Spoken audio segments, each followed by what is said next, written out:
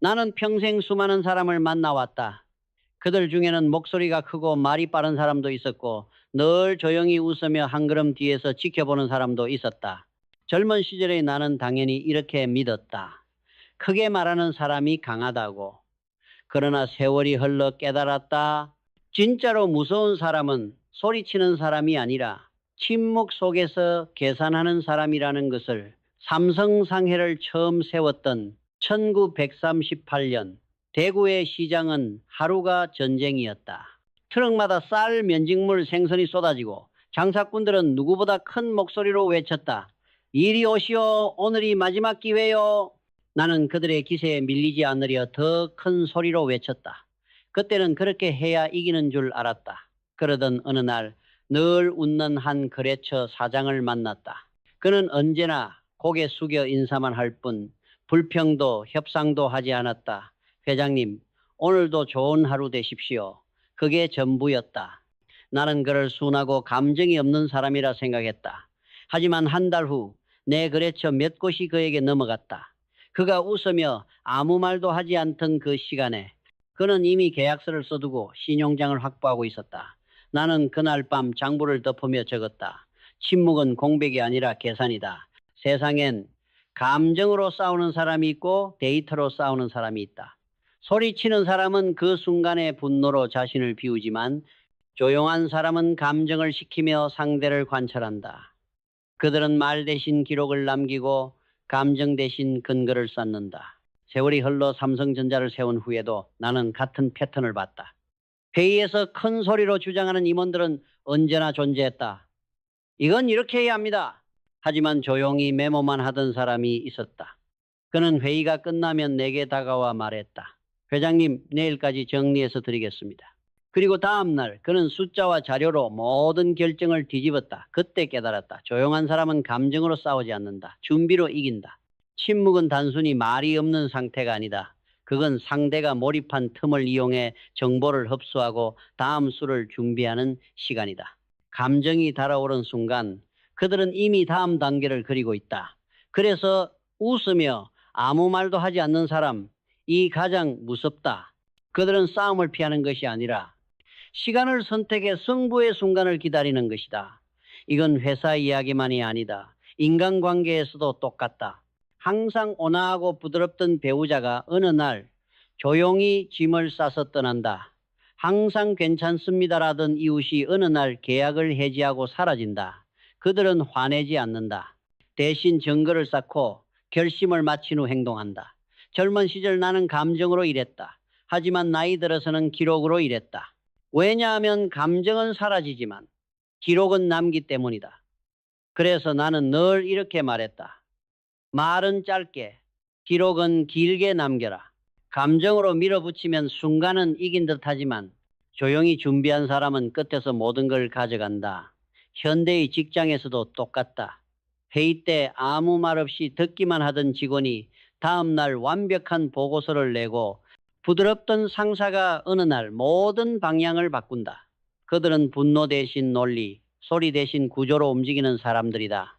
우리는 흔히 조용한 사람을 수동적이라고 오해한다. 그러나 진짜로 조용한 사람은 감정을 삼키며 세상을 정리하는 사람이다. 그들의 눈빛은 계산이고 그들의 미소는 전략이다. 그래서 나는 이렇게 결론 내렸다. 조용한 사람은 약한 사람이 아니라 단단한 사람이다. 그들은 느리지만 정확하고 부드럽지만 치밀하다. 그리고 언제나 이길 준비를 마친 사람이다. 지금 당신 주변에도 그런 사람이 있을 것이다. 늘 미소 짓고 아무 말 하지 않는 사람, 그를 얕보지 마라. 그는 감정이 아니라 구조로 움직이는 사람이다. 그 구조가 완성되는 순간 당신은 이미 그 안에 있다. 이제 당신이 기억해야 할 건 단 하나다. 세상은 소리치는 사람보다 조용히 기준을 세우는 사람에게 길을 내준다. 나는 평생 수많은 사람을 만났다. 그들 중엔 진심으로 약한 사람도 있었지만 약함을 전략으로 사용하는 사람도 있었다. 겉으로는 겸손하고 부드럽지만 그 내면에는 치밀한 계산이 숨어 있는 사람들. 그들은 스스로를 작은 사람이라 말하면서 결국에는 큰 것을 가져간다. 1960년대 초 나는 삼성물산을 키우며 해외 무역을 막 시작했을 때였다. 한국은 아직 전쟁의 상처가 가시지 않았고 외환은 귀했다. 그 시절 한 협력업체의 사장이 나를 찾아와 말했다. 회장님, 저희는 너무 힘듭니다. 이번 한 번만 도와주십시오. 그의 말은 간절했고 눈빛은 진심처럼 보였다. 나는 그의 어려움을 이해했고 작은 지원을 해주었다. 그러나 그 한 번은 결코 한 번이 아니었다. 두 번째 부탁이 왔고 세 번째가 이어졌다. 그리고 어느 날 그는 내 이름을 내세워 독자적으로 계약을 맺기 시작했다. 그제야 알았다. 그의 약함은 진심이 아니라 전략이었다. 그때부터 나는 한 가지 원칙을 세웠다. 선의와 거래는 절대 섞이지 않는다. 감정으로 시작한 일은 반드시 흔들린다. 선을 넘은 친절은 언젠가 칼날이 된다. 나는 그때 깨달았다. 도움을 주고 싶다면 감정이 아니라 시스템으로 도와라. 이건 회사만의 이야기가 아니다. 가정에서도 친구 사이에서도 똑같다. 감정으로 돕는 순간 경계가 무너진다. 선을 지우는 순간 관계는 금세 독이 된다. 우리가 흔히 말하는 괜찮아, 이번만이야. 그 한마디가 결국 관계를 무너뜨린다. 나는 수많은 사람을 보며 이렇게 말했다. 선을 그어야 관계가 산다. 감정으로 엮인 관계는 뜨겁지만 짧다. 그러나 원칙 위에 세워진 관계는 차갑지만 오래간다. 그렇기에 나는 언제나 도움을 줄 때 세 가지를 기록했다. 날짜, 책임자, 마감기한. 이 세 가지가 명확해야 선의가 오래간다. 왜냐하면 감정은 변하지만 기록은 남기 때문이다. 그때 이후로 나는 사람의 약함을 볼 때 그 이면을 보기 시작했다. 정말 도움이 필요한 사람인지 아니면 감정의 틈을 이용하는 사람인지. 약함을 무기로 삼는 사람은 언제나 둘만 있는 자리를 선호한다. 왜냐하면 증거가 남지 않기 때문이다. 그들은 이렇게 말한다. 회장님, 이번 한 번만 부탁드립니다. 다른 사람에게는 비밀로 해주십시오. 그 말 뒤에는 항상 계산이 숨어 있다. 그리고 일이 틀어지면 이렇게 말한다. 그때 회장님이 약속하셨잖아요. 순식간에 당신은 가해자가 된다. 나는 그래서 모든 중요한 대화에는 제3자를 두었다. 감정의 공간에는 거짓이 자라지만 투명한 눈이 있는 공간에는 거짓이 숨을 곳이 없다. 물론 나는 인간의 약함 자체를 탓하지 않는다. 누구나 힘들 때가 있고 도움을 구할 때가 있다. 그러나 약함을 연극처럼 사용하는 사람은 다르다. 그들은 울고 부탁하고 그 후엔 아무 일 없던 듯 돌아선다. 그들은 동정을 무기로 연민을 방패로 삼는다. 그렇기에 나는 임직원들에게 늘 이렇게 말했다. 감정은 동력이 될 수 있지만 기준이 되면 위험하다. 도움을 주기 전에 먼저 자신에게 물어봐야 한다. 내가 어디까지 감당할 수 있는가? 이건 의무인가? 선택인가? 그 경계가 없으면 결국 자신도 함께 무너진다. 세상은 의외로 단순하다. 약한 척하는 사람은 감정으로 다가오고 강한 사람은 원칙으로 다가온다. 당신이 감정으로 움직이는 동안 그들은 이미 당신의 마음을 계산하고 있다. 나는 그래서 늘 이렇게 정리했다. 선을 그어야 신뢰가 남고 기준이 있어야 존중이 남는다. 조용히 약한 척하며 다가오는 사람일수록 마음은 부드럽게 하되 기록은 차갑게 남겨라. 그것이 선의를 지키는 유일한 방법이다. 오늘 당신의 주변에도 그런 사람이 있을 것이다. 늘 겸손하고 순한 얼굴로 부탁하지만 그 부탁 뒤에는 당신의 기준을 시험하는 의도가 숨어 있다. 그때는 이렇게 기억하라. 진짜 도움은 감정이 아니라 절차로 한다. 감정으로 돕는 건 일시적 위로지만 원칙으로 돕는 건 서로의 존엄을 지키는 일이다. 나는 평생 옳은 일을 하려 애썼다.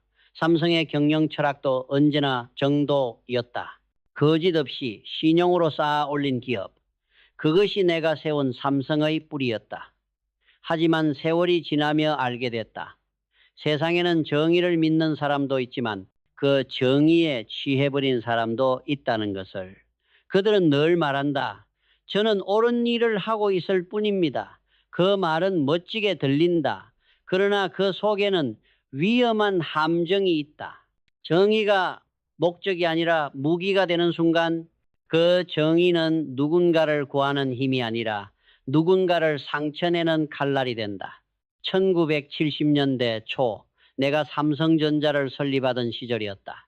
산업화가 막 시작되고 젊은 인재들이 뜨거운 이상에 불타 있었다.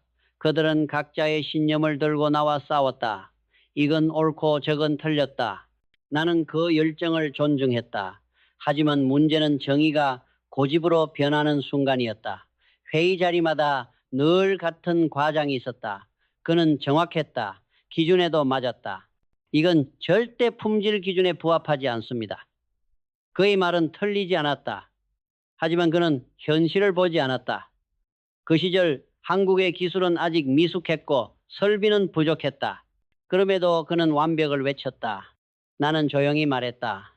정의는 말로 휘두르는 게 아니라 묵묵히 짊어지는 거야. 그 순간 그는 멈췄다. 그리고 나는 덧붙였다. 정의는 네가 휘두르는 칼이 아니라 네가 견뎌야 하는 짐이다. 그 말은 그 후 내 경영 철학의 한 줄이 되었다. 진짜 정의는 외치는 것이 아니라 감당하는 것이다. 입으로 내세우는 정의는 뜨겁지만 행동으로 지키는 정의는 무겁다. 사람들은 뜨거운 말에 감동하지만 결국 묵묵한 행동에 신뢰를 준다. 정의에 취한 사람은 남의 말을 듣지 않는다. 그들은 자신이 옳다는 확신에 갇혀 타인의 처지나 맥락을 이해하지 못한다. 그래서 그들의 정의는 공감을 잃고 공감을 잃은 정의는 결국 폭력이 된다. 나는 늘 말했다. 정의가 강할수록 귀는 더 열려 있어야 한다. 듣지 않는 정의는 독선이 되고 그 독선은 조직을 마비시킨다. 정의는 반드시 필요하지만 그 방향이 틀리면 사람을 구하는 힘이 아니라 사람을 베는 칼날이 된다. 나는 이런 사람을 자주 봤다. 나는 옳다라고 외치던 이들이 결국에는 혼자가 되어 있었다. 사람들은 옳은 사람보다 이해하려는 사람을 따른다. 왜냐하면 정의는 차가운 머리로만 지킬 수 없기 때문이다. 정의에는 온도가 필요하다. 온기가 없는 정의는 사람의 마음을 얼린다. 그렇다면 진짜 정의란 무엇인가? 나는 이렇게 정의했다. 정의는 경쟁이 아니라 인내다. 누가 더 깨끗한가, 누가 더 순수한가를 따지는 순간 정의는 이미 싸움이 된다. 그 싸움의 끝에는 아무도 남지 않는다. 진짜 정의로운 사람은 선을 그을 줄 안다. 그 선이 있어야 정의가 무너지지 않는다. 선 없는 정의는 결국 모두를 집어삼킨다. 정의란 불태우는 것이 아니라 오래 지켜야 하는 것이다. 불태우면 주변이 타지만 지켜내면 길이 남는다. 당신 주변에도 있을 것이다. 늘 자신이 옳다고 믿는 사람. 그들은 논리적으로 완벽하고 말도 정확하다. 하지만 그들의 말이 사람의 마음을 움직이지 못한다면 그건 정의가 아니라 지배다. 정의는 칼이 아니라 등뼈다. 칼은 휘두르면 부러지지만 등뼈는 몸을 세운다. 진짜 정의로운 사람은 상대를 꺾지 않는다. 대신 시간으로 설득한다. 그것이 내가 배운 정의였다. 그리고 이 원칙은 지금 시대에도 그대로 통한다. SNS에서는 누가 더 옳은가를 따지는 전쟁이 매일 벌어진다. 그러나 진정한 변화는 분노가 아니라 이해에서 시작된다. 나는 옳다고 외치기보다 왜 그는 그렇게 생각했을까를 묻는 사람이 결국 세상을 바꾼다. 옳음은 싸움이 아니라 다리여야 한다. 사람을 단절시키는 정의는 정의가 아니다. 그건 자존심의 또 다른 이름일 뿐이다. 결국 정의는 남을 이기기 위한 무기가 아니라 스스로를 지탱하기 위한 뼈대여야 한다. 조용하지만 단단하게, 뜨겁지만 타지 않게. 그게 진짜 정의다. 나는 평생 동안 수많은 위기를 겪었다. 사업이 흔들릴 때마다 사람들은 나에게 물었다. 회장님은 어떻게 그렇게 침착하십니까? 그때마다 나는 조용히 대답했다. 흔들리지 않으려면 지켜야 할 기준이 분명해야 한다. 흔들리지 않는 사람은 단순히 냉정한 사람이 아니다. 그들은 외부의 평가나 감정의 파도에 휘둘리지 않는다. 칭찬에도 들뜨지 않고 비난에도 꺼지지 않는다. 그 중심에는 결정의 기준이 있다. 1970년대 후반, 나는 삼성전자의 기반을 다질 때였다. 주변에서는 끊임없이 경고가 들려왔다. 회장님, 전자산업은 위험합니다. 지금은 시기상조입니다. 기술도 자본도 부족합니다. 그 말은 틀리지 않았다. 그러나 나는 말했다. 남이 못한다고 해도 우리가 하면 된다. 그때 내 곁에는 진정으로 흔들리지 않는 사람들이 있었다. 그들은 나의 말에 무작정 따르지 않았다. 대신 냉정하게 근거로 말했다. 가능성은 있습니다. 그러나 이 부분의 기술은 일본보다 2년 뒤처져 있습니다.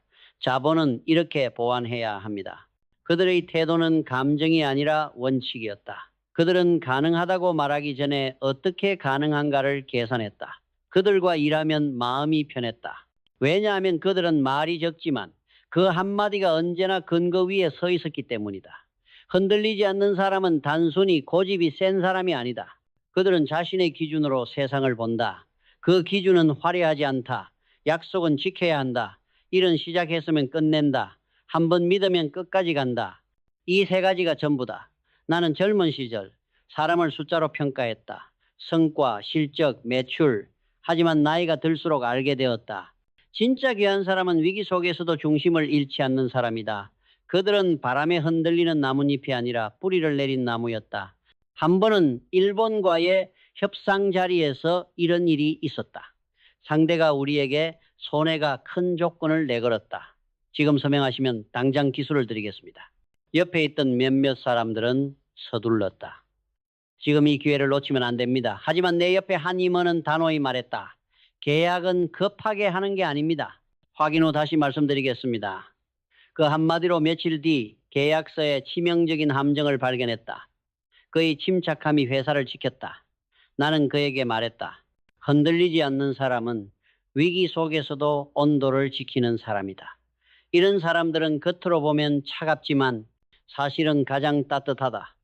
그들은 감정으로 관계를 지키지 않는다. 책임감으로 관계를 지킨다. 그들의 말은 짧지만 믿을 수 있고 그들의 행동은 느리지만 정확하다. 감정이 폭발할 때조차 그들은 한 걸음 뒤에서 진실을 정리하고 있었다. 나는 젊은 직원들에게 자주 말했다. 흔들리지 않는 사람과 일하려면 감정이 아니라 기준으로 소통하라. 그들과 정으로 엮이려 하지 말고 신뢰로 맞서라. 그럼 그들은 당신의 가장 강력한 동료가 된다. 세상은 겉보기에 감정으로 움직이는 것 같지만 역사를 바꾸는 사람은 언제나 흔들리지 않는 사람이었다. 그들은 소리 높이지 않는다. 대신 끝까지 자신의 길을 간다. 그 길 끝에는 결과가 남고 신뢰가 쌓인다. 요즘 세상은 빠르게 움직인다. 사람들은 속도를 신뢰의 척도로 삼는다. 하지만 나는 말하고 싶다. 흔들리지 않는 사람은 느려도 정확하다. 그들은 실패하지 않는다. 대신 기다린다. 그 기다림 속에는 인내가 있고 인내 속에는 판단이 있고 판단 속에는 신뢰가 있다. 세상은 결국 그런 사람을 중심으로 돌아간다. 소리치지 않고 변명하지 않고 그저 조용히 자신이 세운 기준을 지켜내는 사람. 그게 진짜 강한 사람이다. 나는 평생 수많은 사람을 상대했다. 그중 가장 다루기 힘든 사람은 잃을 것이 없는 사람이었다. 그들은 두려움이 없다. 설득도 통하지 않는다. 그리고 무엇보다 무너질 게 없기에 당신이 아무리 합리적으로 나와도 그들은 멈추지 않는다. 1970년대 후반 나는 반도체 사업에 본격적으로 뛰어들었다. 그 시절 한국은 여전히 불안정했고 많은 협력업체들이 불확실한 미래 속에서 버티고 있었다. 어느 날 납품 지연으로 막대한 손해를 본 일이 있었다. 나는 협력사 사장을 불러 조용히 말했다. 이건 우리가 함께 책임져야 할 일입니다. 그는 아무 말 없이 고개를 숙였다. 며칠 뒤 그는 회사를 폐업시켰다. 전화 한 통 없이 서류 한 장 남기지 않고 사라졌다. 그 순간 깨달았다. 그는 이미 모든 걸 잃은 사람이었다. 신용도 체면도 미래도 그에게는 더 이상 지킬 것이 없었다. 그런 사람에게 논리나 도덕은 아무 소용이 없다. 그들은 이미 파멸을 각오했기에 함께 부딪히면 나까지 무너진다. 그들은 다리를 건너며 불을 붙이는 사람들이다. 뒤돌아볼 이유가 없기에 끝까지 달린다. 그런 사람을 만나면 절대 감정으로 대하지 마라. 분노로 맞서면 당신의 에너지만 소모된다. 설득하려 해도 소용없다. 그들에게 필요한 건 대화가 아니라 거리다. 나는 그런 사람들과 마주할 때마다 시스템으로 대응했다. 모든 절차를 문서로 남기고 모든 대화를 공개된 자리에서 했다. 감정은 감염되지만 기록은 감염되지 않기 때문이다. 이게 수십 년 동안 내가 배운 생존의 원칙이었다. 나는 직원들에게도 늘 말했다. 이럴 게 없는 사람을 변화시키겠다고 나서지 마라. 그건 신선이 아닌 이상 불가능한 일이다. 그들에게 연민을 느끼는 건 인간적이다. 그러나 그 연민이 당신을 끌어들이면 함께 무너진다. 도와주더라도 시스템 안에서, 절차 안에서, 선 안에서 도와야 한다. 감정으로 돕는 순간 당신은 그 사람과 같은 위험선 위에 서게 된다. 세상에는 불행히도 모든 걸 잃고도 여전히 싸우는 사람이 있다. 그들은 정의를 말하지만 그 안엔 복수가 있다. 그들은 도와달라 하지만 그 안엔 조종이 있다. 그들을 미워할 필요는 없다. 다만 가까이 가지 말아야 한다. 그게 지혜다. 나는 인생에서 이런 사람들을 여러 번 만났다. 그리고 매번 배웠다. 사람은 이럴 게 많을수록 차분해지지만 이럴 게 전혀 없는 사람은 무서울 정도로 뜨거워진다. 그 불은 논리로 끄지지 않는다. 시간과 거리로만 식는다. 그래서 나는 원칙을 세웠다. 이럴 게 없는 사람과는 맞붙지 말고 시스템으로 막아라. 문서로 남겨라. 거리와 시간을 확보하라. 그게 회사를 지켜온 그리고 내 인생을 지켜온 가장 현실적인 철학이었다. 그러나 인생을 돌아보면 진짜로 무서운 건 그런 상대가 아니었다. 진짜로 무서운 적은 나의 방심이었다. 나는 삼성 상해를 하던 시절 매일 새벽 4시에 일어나 시장으로 나갔다. 그날의 거래와 변수를 직접 눈으로 확인했다. 하지만 내 거래가 무너졌던 순간을 떠올려 보면 그건 항상 상대가 나보다 똑똑해서가 아니라 내가 이 정도면 괜찮겠지 하고 방심했을 때였다. 사람은 누구나 상대의 약점을 찾으려 한다. 하지만 결국 나를 무너뜨리는 건 상대의 강함이 아니라 나의 느슨함이다. 나는 직원들에게 자주 말했다. 적보다 무서운 건 자만이다. 적은 내 앞에 있지만 자만은 내 안에 있다. 적은 외부에서 공격하지만 자만은 내부를 썩게 만든다. 조용한 사람, 약함을 이용하는 사람, 정의에 취한 사람, 흔들리지 않는 사람, 그리고 잃을 게 없는 사람. 이 5부류의 사람들은 분명 까다롭고 위험하다. 하지만 진짜 위험한 건 그들을 얕보는 순간이다. 그 한순간의 자만, 그 한마디의 설마가 결국 모든 걸 무너뜨린다. 내가 배운 인생의 진리는 단순했다. 위험을 피하면 성장은 멈춘다. 하지만 방심을 피하면 생존이 이어진다. 그래서 나는 작은 일 하나도 허투루 넘기지 않았다. 회의록 한 줄 부품 하나, 납품 일정 하나까지 기록했다. 모든 성공은 디테일에서 결정된다는 것을 알았기 때문이다. 그리고 그 철칙은 인간 관계에서도 그대로 적용된다. 관계는 싸움으로 깨지지 않는다. 이 사람은 괜찮겠지라는 생각에서 무너진다. 그때부터 선이 흐려지고 기준이 무너진다. 그리고 어느 날 아무 예고 없이 모든 게 달라져 있다. 나는 늘 말했다. 관계는 온도로 무너지고 예의로 지켜진다. 사람은 감정으로 깨지지만 계로 이어진다. 그리고 경이란 지금까지의 과정을 잊지 않는 것이다. 그 과정을 기억하면 선을 지킬 수 있다. 선이 있어야 관계가 오래간다. 세상은 소리 큰 사람보다 조용히 기준을 지키는 사람에게 길을 내준다. 신뢰는 말로 쌓는 게 아니라 자세로 쌓는 것이다. 사람을 움직이려 하기보다 먼저 나의 자세를 바로 세워라. 조용히 단단하게 흔들리지 않고 감정이 아니라 원칙으로 살아라. 그게 내가 남긴 마지막 교훈이다. 그리고 그것이야말로 당신이 사람 사이에서 끝까지 신뢰를 남길 수 있는 단 하나의 방법이다. 진짜로 무서운 건 상대가 아니라 나의 방심이다.